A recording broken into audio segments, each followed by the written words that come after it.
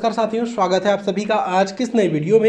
ये वीडियो आप सभी शिक्षा मित्र साथियों के लिए बेहद ही महत्वपूर्ण होने वाली है। साथियों, इस वीडियो के माध्यम से आप सभी को हाल ही के अंदर की एक महत्वपूर्ण सूचना, दरअसल अगर हम बात करें अस्थायीकरण को लेकर सरकार की वास्तविक जो मंशा है, उस मंशा के ऊपर रिसेंट में ही आपकी कुछ नेतृत्वकर्ताओं के द्वारा कुछ जानकारियां दी गई हैं। वो जानकारियां आगे प्रॉपर तरीके से आपको वीडियो में देंगे। सभी साथी वीडियो को पूरा देखें। चैनल को अभी तक आपने सब्सक्राइब नहीं किया है, सब्सक्राइब भी करने। अब चलते हैं अपडेट पर। 20 से 25 करोड़ जनसंख्या ऐसी है जो आज उसके पास अगर देश में कुछ आपातकाल आता है तो वो 2 महीने अपना भोजन चला लेगी। उसमें से 5% लोग ऐसे हैं जो 6 महीने चला लेंगे, 3% लोग ऐसे हैं जो साल 2 साल भी चला लेंगे, 1% ऐसे लोग हैं जिन पर सब देश की पूंजी और महज 5 लोगों के पास इस देश का सब पैसा पहुंच चुका है। अब आप ये सब सुनी सुनाई बातें हैं तो मानते रहिए। आज मैं त्रिपाठी जी हैरान था जब एक मध्य प्रदेश के एक आदिवासी गांव में एक वोटर से जब बात की तो उस वोटर ने जो जवाब दिया, उन्होंने कहा देश के प्रधानमंत्री झूठ बोलते हैं, हम मोदी जी की बात में नहीं आएंगे। अब उस गांव का आदिवासी आज समझने लगा।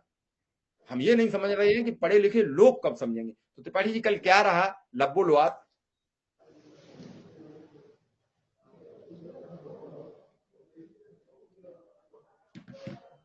शिव कुमार जी, कल मिजोरम में 40 सीट के लिए और छत्तीसगढ़ में कुल 90 में से 20 सीट के लिए चुनाव हुआ।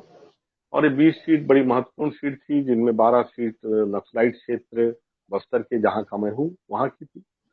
और उनमें से भी 11 सीट आदिवासी सीटें थी, जनजातीय समाज की सीटें थी। और जो 15 साल के मुख्यमंत्री रमन सिंह जी थे, उनका भी चुनाव इसी दिन। कवर्धा जो एक सेंसिटिव क्षेत्र माना गया था हिंदू मुस्लिम को लेके, जहां से शांति का टापू है छत्तीसगढ़, यहाँ हिंदू मुस्लिम कभी नहीं होता, लेकिन पहली बार यहाँ भी वह विष फैला, तो वहां भी चुनाव था कल। और चुनाव बड़ा अच्छा हुआ, क्योंकि धान की कटाई जोरों पे है, बावजूद इसके चुनाव का प्रतिशत काफी अच्छा रहा।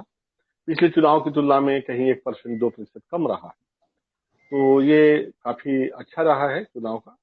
और जहां तक वोटिंग की बात है, वो तो निर्णय ही बताएगा, लेकिन आमतौर पे पहला ये चुनाव है शिव कुमार जी, जहां किसान केंद्र में है, किसान के उत्पादन का मूल्य केंद्र में है, बेरोजगार केंद्र में है। पहली बार मुद्दे की बात आई। मैं केवल एक ही चीज बता रहा हूं, आपने इतने चुनाव देखे होंगे, आप तो काफी वरिष्ठ पत्रकार हैं, आपने कभी नहीं देखा होगा कि चुनाव का जो घोषणा पत्र हो, चुनाव होने के 48 घंटे पहले तक दोनों प्रमुख पार्टियों ने न जारी किया। दोनों सोच रही थी, भाजपा सोच रही थी पहले कांग्रेस घोषणा पत्र लाए, तो उसके बाद हम ले आए। कांग्रेस सोच रही थी कि पहले भाजपा ले आए। हालांकि कांग्रेस ने बड़े मुद्दों पे चतुराई से पहले ही अपना डिक्लेरेशन बिना घोषणा पत्र लाए घोषणाएं एक एक करके करते गए और एक जनमत तैयार कर दिया। अंत में बाद में एक खेल समझ में आया भाजपा को, तो केवल 48 घंटे पहले भाजपा ने घोषित किया अपना चुनाव घोषणा पत्र, और तुरंत उसी के बाद 24 घंटे भी नहीं होने पाए और कांग्रेस ने घोषणा किया। और इसमें किसान का फायदा हुआ। पहले 3,000 रुपये प्रति क्विंटल की दर से धान की खरीदी का कांग्रेस ने कहा था। भाजपा का आया चुनाव के 2 दिन पहले 3100, और फिर जब भाजपा का आ गया तो तत्काल उसके बाद कांग्रेस ने अपना घोषणा पत्र लाया और उसने 3200 कर दिया। तो इससे किसान का फायदा हुआ। और जो 1500-1600 में पिछले साल उत्तर प्रदेश में जो धान बिक रहा था, वो छत्तीसगढ़ में 3200 में बिकेगा।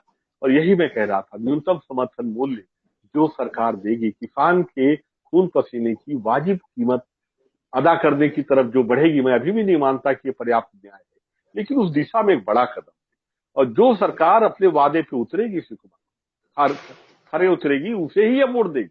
अब ये नहीं कि आप बोल दीजिए 2 करोड़ रोजगार, जैसे हम आप चिल्लाते चिल्लाते गला फट गया आपका। 2 करोड़ रोजगार की बात हुई लेकिन नहीं दी गई, किसान की आय दुगनी की बात नहीं हुई, लेकिन अब नहीं चलेगा। अब केवल 4 महीने बाद चुनाव है आपके यहाँ, 5 महीने बाद देश का चुनाव होने वाला है। और अब जो है, किसान हो चाहे बेरोजगार हो, चाहे वंचित हो चाहे दलित हो, अपना हक मांगेंगे इन सरकारों से। अब ये नहीं कि साहब आप 30,000 करोड़ का बना लीजिए मन मर्जी से, नया संसद बना लीजिए, नया भवन बना लीजिए, नवा हवाई जहाज खरीद लीजिए, अपनी मन मर्जी का जो अपनी तनख्वाह बढ़ा लीजिए, ये ज्यादा दिन नहीं चलने वाला है। अब सरकार से जनता जवाब पूछेगी। मीडिया तो केवल आप जैसे